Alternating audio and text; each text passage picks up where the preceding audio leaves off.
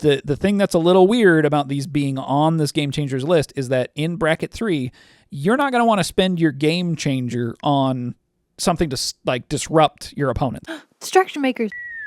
Commander brackets came out recently, and with it, they announced a list of Game Changer cards. In brackets 1 and 2, you can play 0 of these Game Changer cards. In bracket 3, you can play up to 3 of these Game Changer cards. And then in 4 and 5, you can play as many of these as you want. They presented the Game Changers list separated by color. And so we've decided to categorize them by theme or play pattern to help us better understand why these things might be on the list. So the first category is tutor spells. This is pretty clear because, as we've talked about before, tutor spells tend to homogenize the format into searching for whatever the card that you want the most in that particular moment, right? So if you need a counter spell, you can search for a counter spell. If you need a board wipe, you can search for a board wipe. If you're trying to win the game, you can search for the second half of your combo or whatever.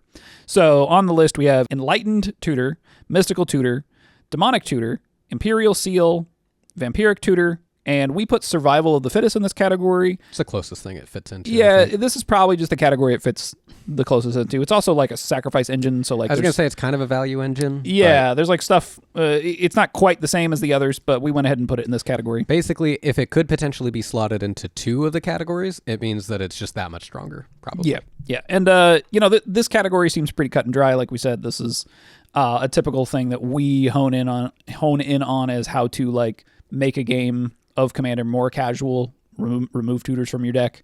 Notably, in the other categories, they list few tutors. In the other brackets, they list few tutors as a requirement.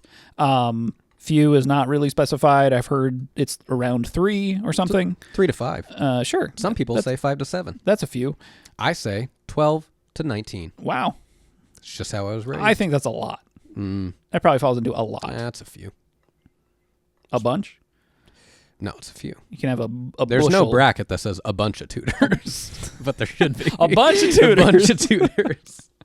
Okay, so moving on from... so notably here in tutors, one that is missing is Worldly Tutor, which is the green one that lets you search for your creature, and also Green Sun Zenith, which is another very powerful tutor in green.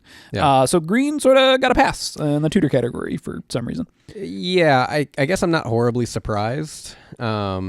I'm kind of surprised. Yeah? A lot of very powerful cards in the format are creatures, so I'm just surprised that this, considering they hit all of the tutors that look for other types of cards, and Enlightened Tutor, Mystical Tutor, Demonic Tutor, the black tutors can find anything, but I don't know, it's surprising to me that you would hit all of the other card types, but not creature, with putting Worldly Tutor on here. If I were to guess, it's probably because if you search for a creature, at the very least, creatures have to be played. So it's at least something that has to be on the board, have a board state that you interact with, and pushing for more of that in Commander. It's not something that is ever really a problem with like low-powered Commander decks, but that's more of a implicit rule that people have adopted as opposed to... explicitly, and so this I think just kind of encourages that even more, saying like, yeah, you can tutor for creatures better than you can tutor for these other things. So I could see the argument for not including worldly tutor here as you're likely to find a threat rather than an answer, which is interesting, right? So sure, if you're looking for a creature, right, you're going to play something to the board, like you said, and you're probably looking for, something to like further your game plan and not necessarily to stop other people from furthering theirs. So maybe they're perceiving it as not that big of a deal to look for a creature. Yeah. It's interesting. We'll move on to the next category. Next category is Fast Mana. So in this category, we have Gaia's Cradle, Sarah's Sanctum, Ancient Tomb, Chrome Mox, Grim Monolith, Lion's Eye Diamond, Mox Diamond, and Mana Vault. And this one feels pretty cut and dry. Yeah. I mean, I think it's always up for debate on whether people feel like that this should be allowed or not be allowed in various formats. But I don't think anyone's like necessarily surprised when the stuff is put in here. Yeah, well, the big debate is always, why isn't Soul Ring? Sure. Yeah, and I again, they keep saying Soul Ring defies the laws of physics, and I'm like, no, like it doesn't have to. Yeah. Like you guys could just decide we're going to crack down on Soul Ring. They've printed themselves into a problem, though, right? It's in every precon, basically. Yeah. How can you take it away from everybody? I think it's not as harmful as taking away Mana Crypt, financially speaking. Yeah. I mean, that's true, right? I guess I think what's weird to me here is if you have that kind of perspective, and I hope they don't have that perspective on anything else, because something like Rhystic Study, right? It's almost becoming synonymous with Commander as a format, and it might keep them from taking action on it when it looking really, at it too much as like a staple. Right, and it really, I mean, we'll talk about it in a different video probably, but Rhystic Study's in a particularly weird spot right now. I mean, I think Dockside was kind of getting there as well. Dockside too, yeah. But Dockside is significantly newer in comparison to Rhystic Study. I mean, when did Rhystic Study come out? I mean, it's been a card forever. Prophecy, right? Forever ago, and so like that was common. You know? Really, in Prophecy, wow. Yeah. Well, and 2-player like doesn't do anything, right? Barely, basically. Yeah. Okay, so I think everything on this list pretty much makes sense. Sarah's Sanctum, I think, is a little strange. Yeah, we've kind of talked about that because you had a Ariete deck. Yeah, Ariete. And we were, I don't know, something like that. And we were kind of talking about how like, yeah, it is weird that Sarah's Sanctum is in here. I'm sure that you could make something really efficient, I suppose, but it just seems like enchantments and getting value off that is not like crazy. Right. If we're looking at like the value that you get from this, yeah, you're getting it from enchantments, and enchantments specifically are not as good as a bunch of creatures, right? Yeah. So like, so Gaia's Cradle being the obvious comparison here is that Gaia's Cradle does this effect, but in green, that is a color that wants a lot of mana. Not to say, I mean, like a lot of mana is just good in general, but green specifically has more things that it can do with it. But it's also connected to creatures and not enchantments. So like, I think Sarah's Sanctum here might just be consistency. Like if you're gonna, like Tolarian Academy is banned, so you're not gonna put that on the list because it's already banned. So okay, well let's just be consistent with these particular lands are very strong, and so they're just on the Game Changers list, I guess. Right, I suppose. I don't feel like Sarah's Sanctum is a particular boogeyman of the format.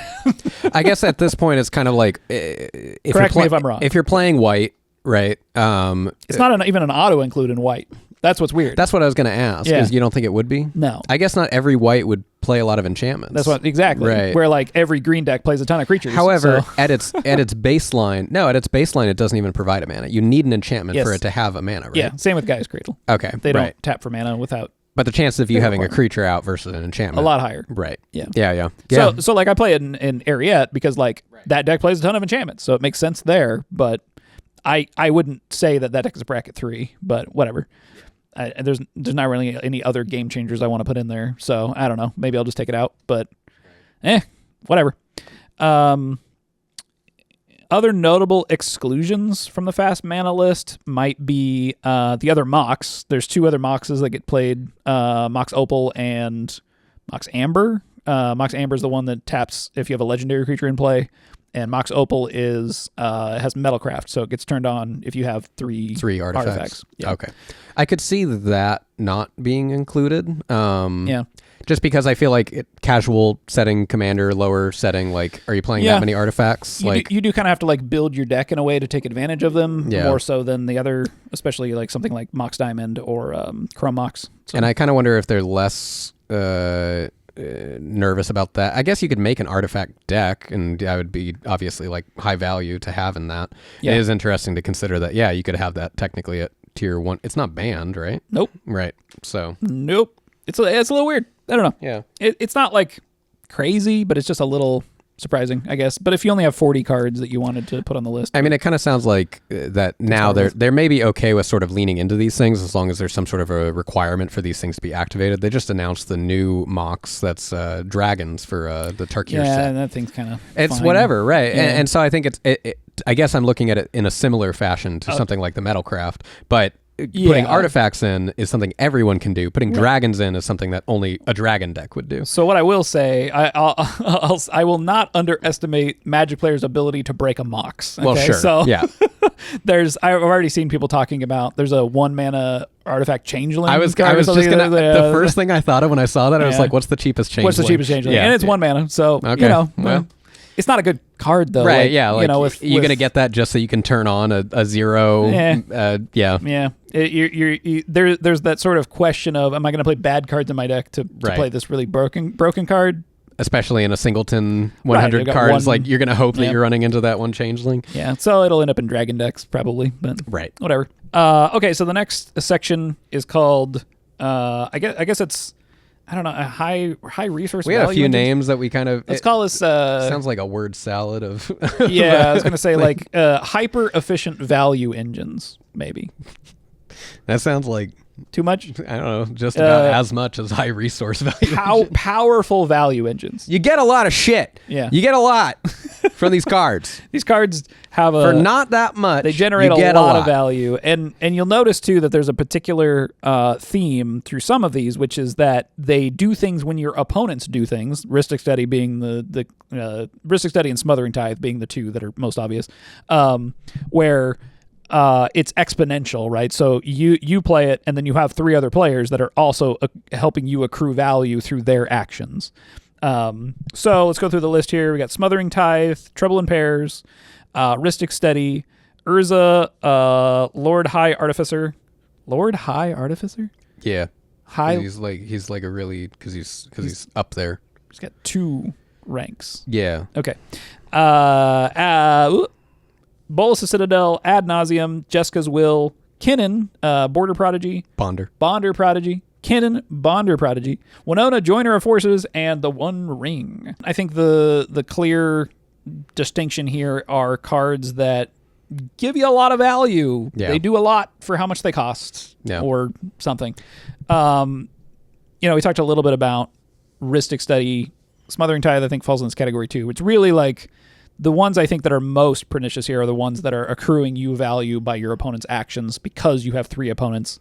Those end up being exponentially better than when they're in 1v1. Right. And something like Ristic Study was not designed with 4-player multiplayer in mind. Right. So it's more of they added the each opponent, right, as just fun, silly if you want to do that, but without the actual consideration of balance. Right. So. Notable things on this list that I think stood out to me. Urza Lord High Artificer I think is pretty good, but I don't know. Like it sees some CEDH play. I don't know if this card is a particular menace at casual tables. I know. Maybe. I'm trying to think of how bad would it be, and I think it would be strong. I think it'd be strong, but there's plenty of other commanders that are also strong. Like strong. So maybe he's more strong than what we're. Maybe it's because his effect in general is pretty powerful, and then on top of that, you also get mana, and so I do wonder if maybe it's just the doubling of that just makes it that much more powerful. He's cheap-ish for a strong commander. Really. 4. It's a lot of mana. Yeah, but once you bring him out, then suddenly you have a bunch of new mana. Yeah, okay. So, he kind of pays for himself in a way. Yeah, okay. I guess I could see that. The other one that on here that I thought was interesting is Jessica's Will. And I think this actually has gotten kind of the most pushback from the community at large of just being like, wow, I just kind of had that in a deck. I didn't like think about it as being, or it's like the only game changer that they had in their deck. This was coming up with like the EDH rec cast, where they were like, oh, like I went and looked at my deck or my decks, and then the ones that ended up in a bracket that I thought they shouldn't be in oftentimes were the ones that included Jessica's Will. Jessica's Will is a good card. But I don't, it doesn't see, it's like a one-time thing, right? Where something like Smothering Tithe, the Ristic Study, these are like constant value engines that will like keep pulling you further. It's a very high value on a single turn that you get. Yeah. Unless you do something to be able to replay it. And also, like, you can build your deck in a way that, like, warps itself around this effect, right? If you're building, like, a Storm deck or something where you're trying to cast a whole lot of spells in one turn, this will help you a lot.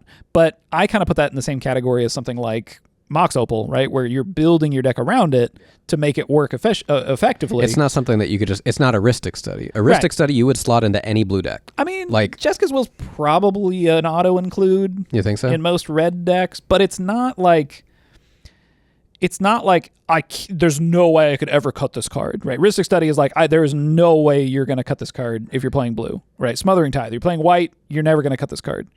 Unless you're like, purposely playing low power or something. But Jessica's Will, I feel like it's not in the same like tier to me. Yeah. I don't have a lot of experience using Jessica's Will except for when I was goldfishing like a Krark and Sakashima deck. At some point. I mean, and like every that sorcery's busted there, right? Right, yeah. And I was like, oh yeah, Jessica's Will is cracked when I'm like doing this. When I can cast it multiple times. Right. Sure. But if I'm thinking, you just cast it once, I'm like, that's good. It's a good card for sure. But like, is it broken? I don't know. I mean, it's pretty cheap for the value that you get out of it. Well, you get your mana back. You get your mana back. Yeah. Maybe you have to have like your commander in play to get the full effect. Sure. Winota also is a little strange here. It's definitely kind of like a snowball-y, like it's going to get you further and further ahead the longer it's in play. It did see CEDH play for a little while. It's barely even fringe CEDH at this point, but it was played in a way in CEDH where you're putting stacks pieces on the board with her, right? So you're attacking and you're a proactive stack strategy, which at the time was fairly decent in the format, but now it's just it's just not good enough at this point. So I think at casual tables, given the other requirements that they've put on these brackets, you're not going to build her in that way anyway. So I don't know. You're not going to build her in like a stacks way, but I could see it just generally being. It's possible to you just get too much value. Just too much. Sure. out of the commander at like the desired levels, I guess. But again, it's like we can always point at your Sidisi deck. I feel like, and it's makes like, well, makes a lot of zombies. What other commanders are out there that can get a lot of value that way? And you have to build your deck to get value out of Sidisi, but you also have to build your deck to get value out of Winota. Yeah. And like, if you don't have, the right type of cards for Winota, also Winota's like, I'd say arguably less consistent than Sidisi. Sidisi, you guarantee get a zombie. No, you don't guarantee. No, you have to hit a creature. Yeah. Okay, I could see them being concerned that, with her looking at the top 6 when she attacks, I could see them being concerned that she's digging through your deck pretty rapidly. So, okay.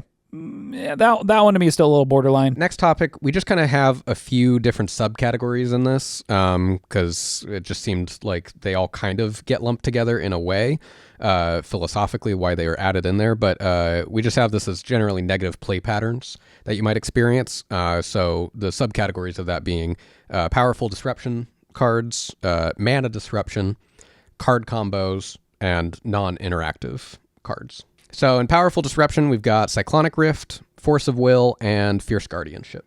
With things like Force of Will and Fierce Guardianship, these cards in particular, were these the only free counterspells? For some reason I thought there was another one that was on the list, but I guess not. Notably, Force of Negation is not on this list, and I think that they actually, I think, mentioned specifically that it's not on the list because it's only usable on your opponent's turns for free. Interesting. So you're using it theoretically to, I guess, stop them. As opposed to protect your own, but you could just try and win win an someone else's Yeah, turn. I don't know, whatever. That's like a CEDH I was going to say, at a casual level, I don't think many people are like, I'm going to try and win on my opponent's turn. Right, yeah. But I will say that I think what these cards, specifically Force of Will and Fierce Guardianship, subvert is my opponent doesn't have any untapped mana, so I'm pretty sure they're not going to be able to counter the thing I'm playing. And then suddenly Force of Will comes out. It's tough, right? Because there are a lot of play patterns in which you want a Force of Will or a Fierce Guardianship or a free counterspell to disrupt somebody that's trying to do something broken.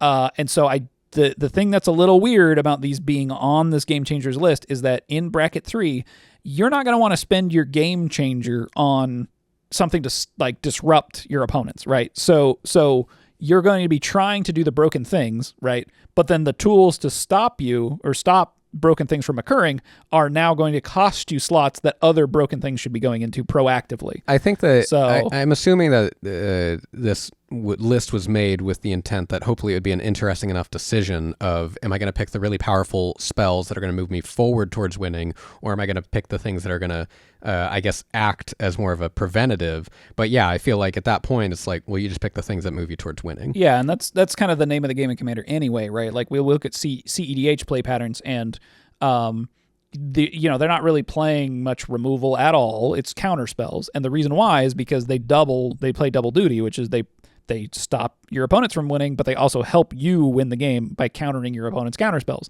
So I don't know. To me, putting these counterspells on here, like I get it. I get the sort of saltiness from casual players, but like if broken things are occurring at this bracket, having these be on the Game Changers list makes them so people just aren't going to be playing them, which means more broken things are probably going to happen.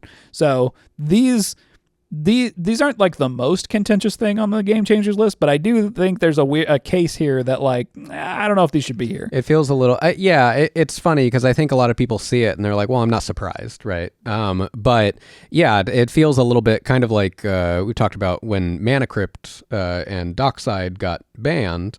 That what ended up happening is it ended up pushing the CEDH in general to where like some people couldn't get that fast mana. And so I think we equated it to it's like when you get if you get the hammer in Smash Brothers, right? Like if you have you're saying if you have a Mana Crypt, that's the equivalent of you getting the hammer in Smash Brothers. Right. And you are further ahead of everybody else. And I think that was viewed as just strictly a negative because of how far ahead that you got. I would make the argument that now you have the target on your back. Right. And then Cyclonic Rift here. I guess that's fine. I don't know. Cyclonic Rift is salty. I think casual players are frustrated when all their stuff gets bounced back. I think that's what's funny is like I think players don't like it when all their stuff gets killed. They don't like it when it all gets bounced back. At least if it gets bounced back, they can play it again. But then it does kind of just feel like, all right, well now we're all just going to take our next turn putting everything back out that was just bounced.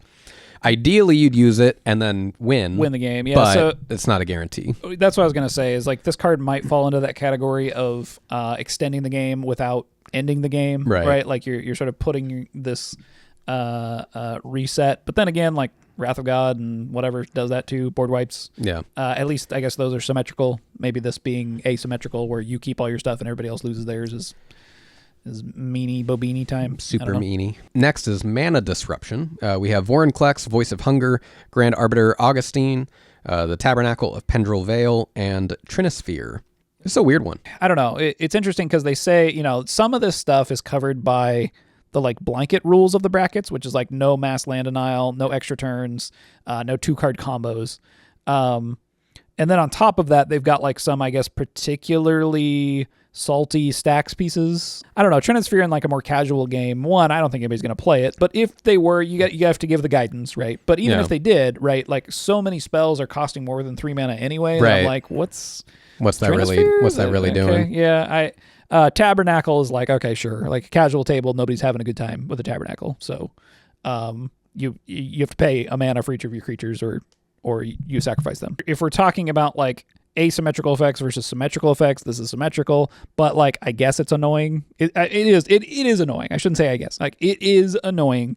But there's so many other annoying humility effects. Is standing out here as like humility. Humility makes all creatures 1/1s and they lose all abilities. Okay. That I think is they're similar levels is it of persistent? Annoying. It's an enchantment. It's an enchantment, yeah. Ew. You didn't know that card existed? No. Yeah. Any rate, why is that not on here? It seems like an oversight, I guess, if you're looking for the other thing is Tabernacle it's a land, isn't it? Yeah. Yeah, so it's like, who's going to have land removal to get rid of that? You technically can't play land removal in the earlier categories anyways. Yeah, you can. It's just no mass land destruction. Stone Rain's fine. Okay. Yeah. Encouraged, even. Strip Mine? That's fine. Strip Mine? Yeah, sure. Okay. Sick. Anyway, okay. Tabernacle, like it makes sense. It's fine. Whatever. It's salty.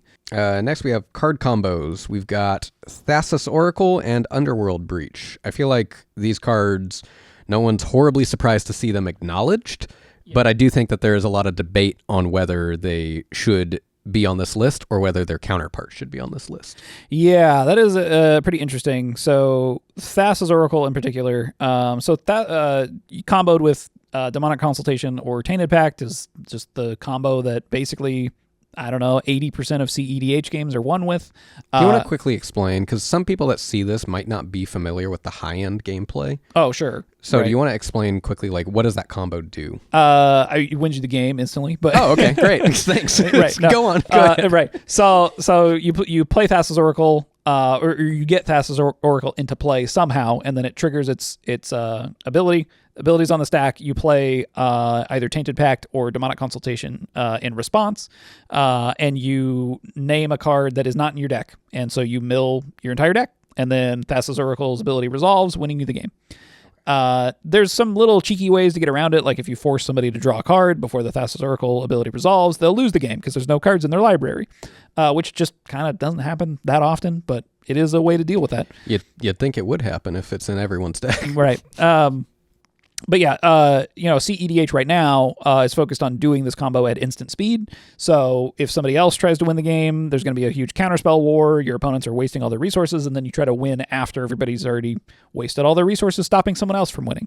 But yeah, I guess the question here is like Thassa's Oracle on its own, like, is good, but like without Demonic Consultation or Tainted Pact. I wouldn't be surprised if they just kind of came to the decision of putting Thassa's Oracle on the game changers list, because that's the one that actually wins you the game. And so even if the other things are technically significantly more powerful, right? Like you would use them even if not having Thassa's Oracle at times, and you get some value out of them. Sure. But I do think that they wouldn't be an auto include without Thassa's Oracle. Right. Yeah. But Thassa's Oracle being the one that actually wins you the game, putting that on the list at least assures you that you're not going to be running into any sort of strange combos that are unexpected at tier 3 and lower. So here's the other weirdness with including this on the list is this will just be one of your game changers in every deck. Like if you're playing competitively minded in this bracket, Thassa's Oracle will just be one of them, and then Demonic Consult and Tainted Pact are free.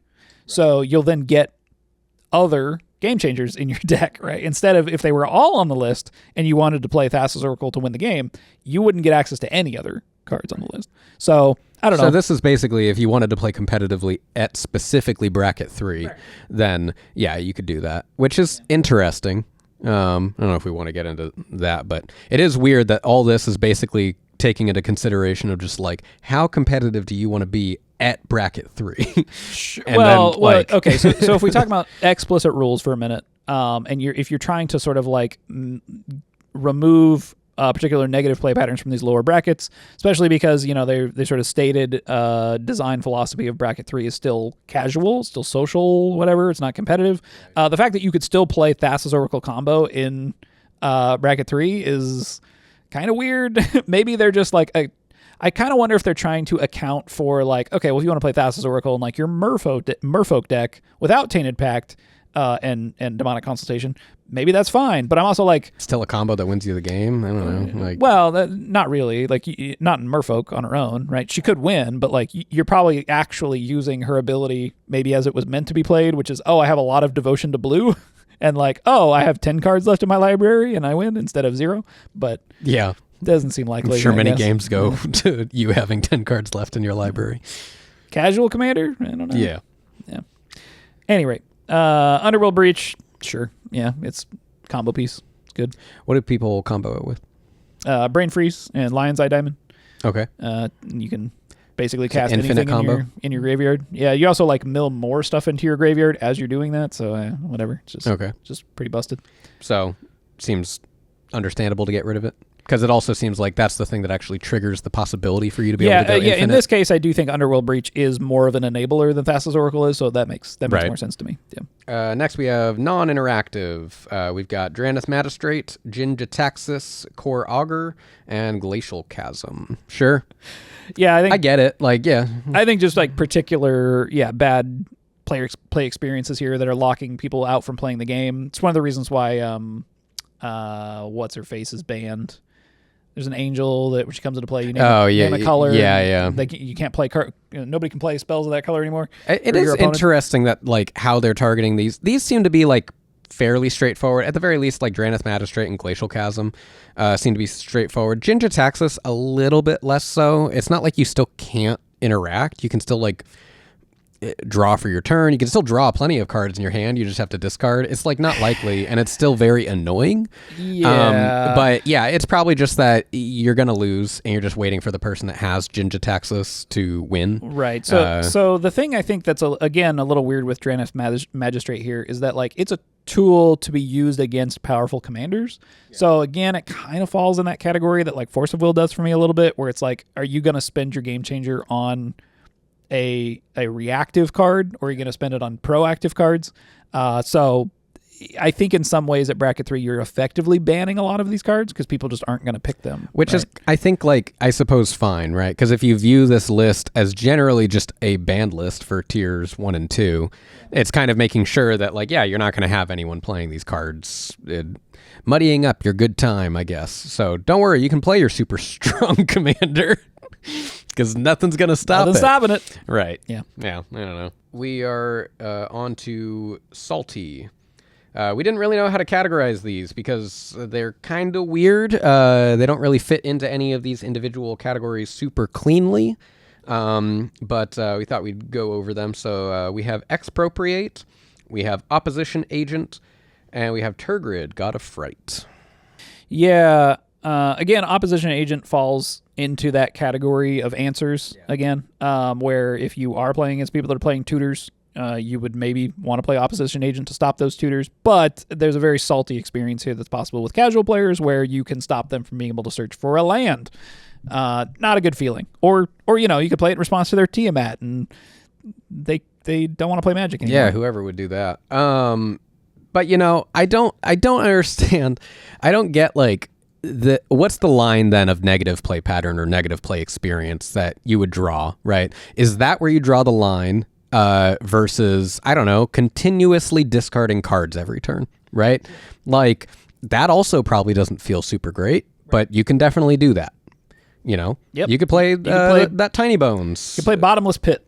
What's that too? Everybody has to discard a card at random at the beginning of their turn. Sick. Yeah. Yeah. Fun. Like, yeah, I get your point, right? Yeah. You're kind of saying, like, why have we decided these cards have crossed the line when there's so many others that cross it in different ways? yeah, especially because I feel like the use case for these is more versatile. Like, they clearly seem like they were designed with a particular intent that makes it so that you can use them in an interesting way, right, for a game, versus something that is just a generally negative or generally considered a negative play pattern, and that's still allowed, right? It's like the fact, okay, you could still use Strip Mine, you could still you know, do these other smaller effects. You can still board wipe 100 times in a game, and that's totally fine. Yeah, right. I mean, I guess maybe this all comes with the caveat of, like, don't be a jerk, but Whatever what does that that means. mean? Yeah. Turgid, I guess, makes sense.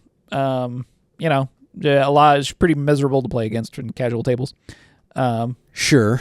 Expropriate's a little weird for me because you think it would be covered by the no extra turns clause. Yeah. It seems almost not necessary. You can't take continued extra turns in bracket 3, right? You can't chain extra turns. No, I think you're fine. Maybe that's why it's on the list.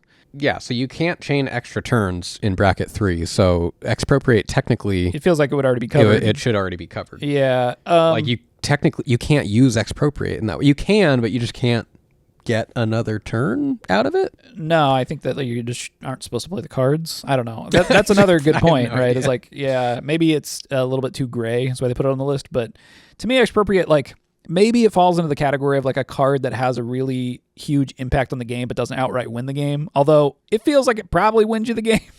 I don't know. I like, you're going to put Expropriate on the list but not, like, Rise of the Dark Realms or something. I'm like, What's Rise of the Dark Realms? You get all creatures from all graveyards into the battlefield under your control. Right. So I'm like, that feels like it has as big of an impact as something like this would. Right. But I guess, Do they like, have haste? No. So maybe that's part of it. There's a moment there to respond before Right. the game's over. Where here, like, you're just getting extra turns and you get everybody's best thing on the board. Right. But I don't know. This one feels a little bit like it's in that category of, like, you know, more casual players. Hey, it's a don't high like mana cost, right? It costs like, Costs like 7 to 9. It costs a Something. lot. Yeah. Yeah. And high mana cost for a spell that seems like it should be doing what a high mana cost spell does. The chaining of extra turns is already covered, as you shouldn't be allowed to do that. So really, it's just you're stealing a bunch of monsters. Pretty sure that there's cheaper spells out there to steal a bunch of creatures. Cultural exchange or whatever, right? Where you can trade your creatures for someone else's and you give them a bunch of 1/1s and you take all their good creatures. Oh, I'm pretty sure there's one. You can, like, switch other people's stuff too. What's Like, it called? I have it in my pirate deck. There's a card that's like, it's literally called, like, mass piracy or something like that. Oh, yeah. And you, like, steal. You just take everything. You take everything. Yeah. And I think that's as much, if not cheaper, than Right. This card. So Yeah. Don't know. It's interesting. That one just kind of stood out to me. And maybe it's like, I haven't really played against the card that much, so Right. maybe that's the problem. I don't know. But at that point in the game, I don't really feel like a whole lot bothers me when we're that many, 7, 8, 9 mana or whatever it is Right. in. Okay, so the last one on the list, which we didn't really know what category to put it in, is Yuriko. Yes. It's not to say that Yuriko's not powerful. She does see some CEDH play. It's kind of fringe at this point, but I don't know. Like, to me, I was like, this is just like a particular deck and a particular play pattern that like maybe people just aren't happy with, but I don't know if she's I don't think she's all that particularly salty. Is this the only card that has Commander Ninjutsu? Yeah. The only card? Right. And Okay. I am wondering if maybe that's really the reason why she's on the list, is that this subverts commander tax in a really easy way. I know Wizards of the Coast Gavin has said that he regrets designing Yuriko, so maybe this was his opportunity to... It's a little self-serving, Maybe. Mr. Veerhay. Gavin V. You're also... I know. This is a problem, okay? I don't know. Why do you want to talk about Magic? There's already a Gavin involved. I know. Okay, cool. Well, that wraps up the whole list. I do think that there are some pretty clear patterns here. In a lot of the cards on this list fell in that powerful value engine category. You get a lot of value and you get a lot of mana.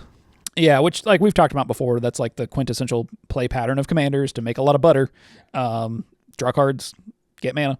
I think that's what's funny though, is like I'm surprised that the Game Changers list isn't leaning a little bit more into, if that's just what naturally the game is leaning towards, why not open up more room on the list for those negative play pattern experiences, as opposed to to let people just get mana and get card draw, because that's what you're going to be doing anyways. Like, that's what the systems support the most. Well, I mean, stuff like Smothering Tithe and Ristic Study like is pulling you so far ahead that if like someone else doesn't have it, like you're probably just going to win the game. I don't know. How do we feel, I guess, overall about the list? Can we see a clear like thesis of what they're trying to accomplish here? I'm worried that it's going right down the middle a little too much. Yeah, that's just similar feedback we had to the brackets too. Yeah, it feels a little bit like they're trying to appeal to too many people without a clear, specific vision. And so I think that even, I've watched a few content creators and read some community notes and stuff, and it does seem like there's a lot of people that generally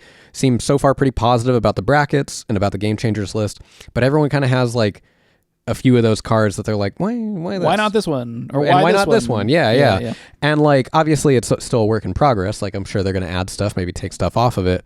But it does kind of feel, reading this, like there's some cards that's like, I don't know. Like, I'm trying to figure out who it really is for. Is this for the competitively minded people, or is it for the casual people at the table that would get annoyed seeing, this card across the table from them? Right. Well, and I do wonder about like, okay, what is sort of the vision that they have for bracket 3 specifically, right? Where we're talking about like, well, look, you're going to put these powerful cards on the list, but you're also putting answers to like that would help solve some of these other really powerful problems that aren't on the list. And no one's going to want to spend their Game Changers on, interaction. They want to spend it proactively. So I do wonder about like, okay, what exactly is their vision for bracket 3? And I don't know. It kind of makes me wonder, like, maybe they didn't really think about it that way. They thought about it as like, here's some salty cards that we see on, the EDH rec salt list, and we're going to ask the committee, and they're going to kind of like back that up. I remember him, Wizard of the Coast Gavin talked about their process a bit, and it was like, okay, well, we, basically everybody in the committee came up with their own list of cards, and then we started like narrowing it down to this 40 that we had. And I'm like, well, like there's going to be a lot of like recency bias in that. There's going to be, just particular people on the list are going to think other like certain cards are more powerful than others. So, and I don't really think you can like look at CEDH only to give you the idea of like the cards that are too powerful, because CEDH is a very specific meta, but it's probably the best data we have in terms of like play patterns that actually win the game and like homogenize the format into a very specific experience. But I don't know. So a lot of the problem cards in CEDH are on this list. Like I said, Smothering Tithe, Ristic Study, really the big ones. Cannon a little bit. But like, I don't know. I think really the only thing that bothers me the most is that there's this weighing of, am I spending my game changer slots on answers, or am I spending my game changer slots on proactive cards? And I think that kind of lines a little bit with the problem I have with it, which is just like, that's where it feels like it's going down the middle a little bit, because this is a partial list for one bracket, right? But it's a ban list for two other brackets.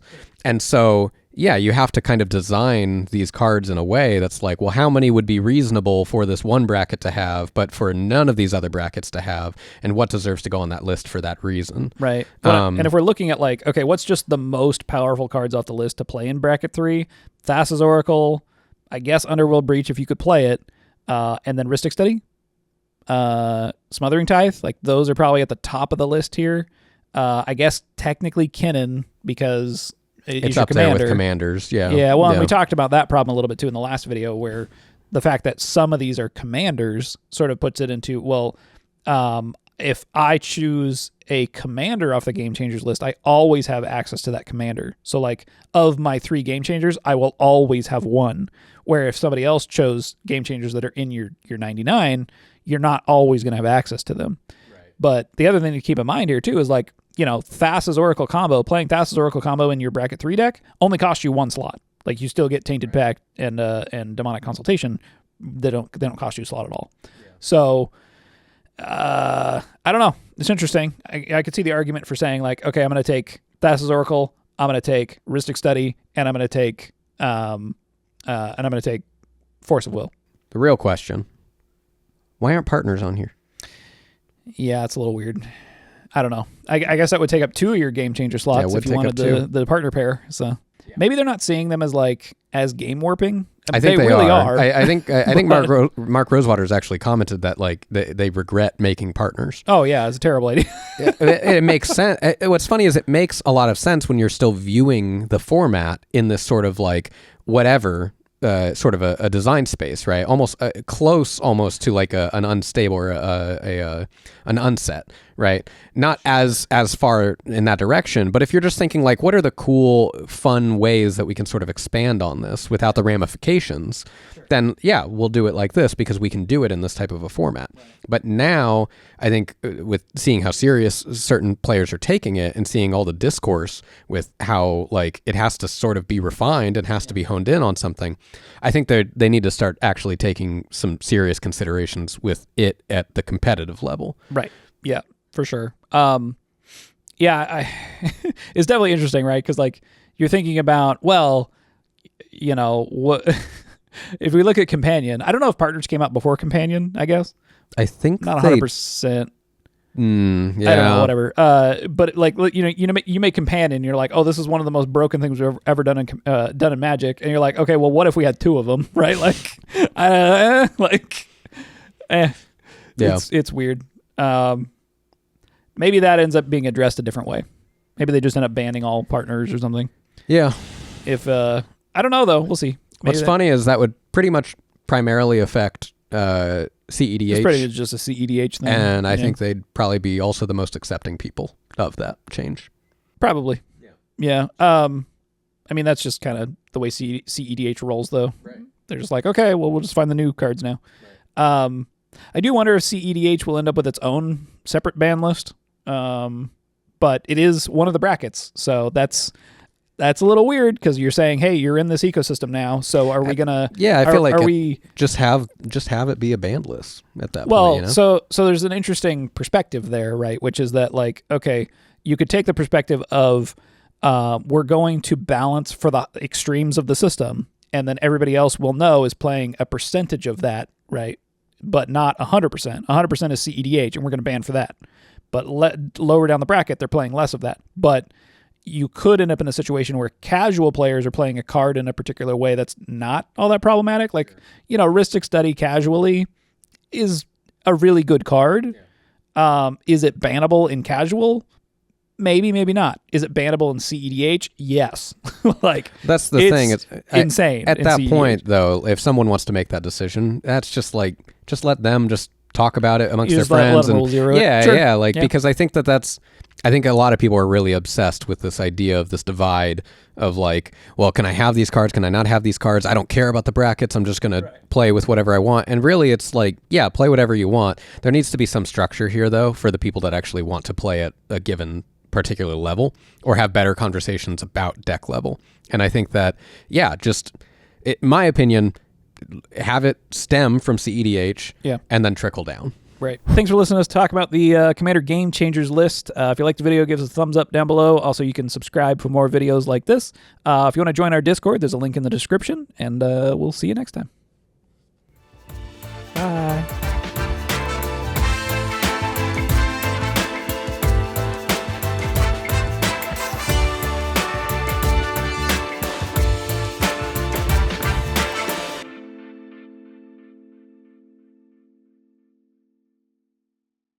It'd be really weird if his middle name started with a G. I'd be like, oh, shit. Oof.